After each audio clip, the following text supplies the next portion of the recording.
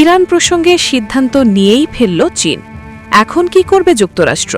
ওদিকে আবার রাশিয়াও ইরানে পাঠিয়েছে তাদের শক্তিশালী মিসাইল ইস্কান্দার। এবার কি ভূ রাজনৈতিক প্রেক্ষাপট বদলে যাবে, নাকি শত বাধা পেরিয়ে ইরানের বিরুদ্ধে হামলা চালিয়েই বসবে যুক্তরাষ্ট্র? যদিও মার্কিন হামলা প্রতিহত করতে জোরদার প্রস্তুতি নিয়েছে আয়াতুল্লাহ আলী খামেনির দেশটি। ইরানে চলমান আন্দোলন কি এবার বন্ধ হবে?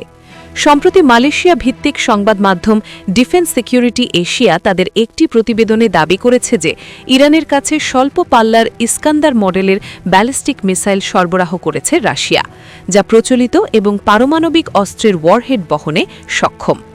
জানা গেছে শব্দের চেয়ে অন্তত 7 গুণ বেশি গতিতে ছুটতে পারা রাশিয়ার তৈরি এই ইস্কান্দার মিসাইলটি 500 কিলোমিটারের মাঝে শত্রুপক্ষের আস্তানা নিমিষেই গুড়িয়ে দিতে সক্ষম। ক্ষেপণাস্ত্রটি 480 থেকে 700 কেজি ওজনের গোলা বারুদ বহন করতে পারে।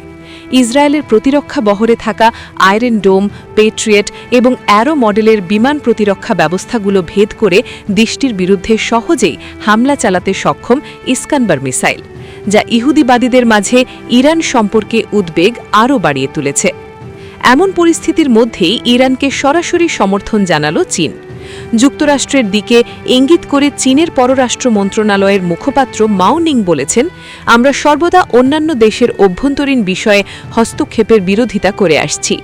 ইরানের সার্বভৌমত্ব এবং নিরাপত্তা আন্তর্জাতিক আইন দ্বারা সম্পূর্ণভাবে স্বীকৃত। আমরা ইরানকে সমর্থন জানাই। 12 জানুয়ারি একটি প্রতিবেদনে বিষয়টি নিশ্চিত করেছে যুক্তরাজ্য ভিত্তিক সংবাদ মাধ্যম ইরা ইন্টারন্যাশনাল। এদিকে ইরানে ক্রমবর্ধমান উত্তেজনার মাঝেই দেশটির বিরুদ্ধে সম্ভাব্য মানবিক হামলা চালানোর হুমকি আবারও দিয়েছেন মার্কিন প্রেসিডেন্ট ডোনাল্ড ট্রাম্প। 2 সপ্তাহেরও বেশি সময় ধরে চলা ইরানের আন্দোলনে এখনও পর্যন্ত 400 মানুষ নিহতের দাবি করেছে যুক্তরাষ্ট্র ভিত্তিক মানবাধিকার সংস্থা HRANA। এছাড়াও বিক্ষোভ দমাতে অন্তত 10,000 আন্দোলনকারীকে গ্রেপ্তার করেছে ইরানের আইন শৃঙ্খলা বাহিনী।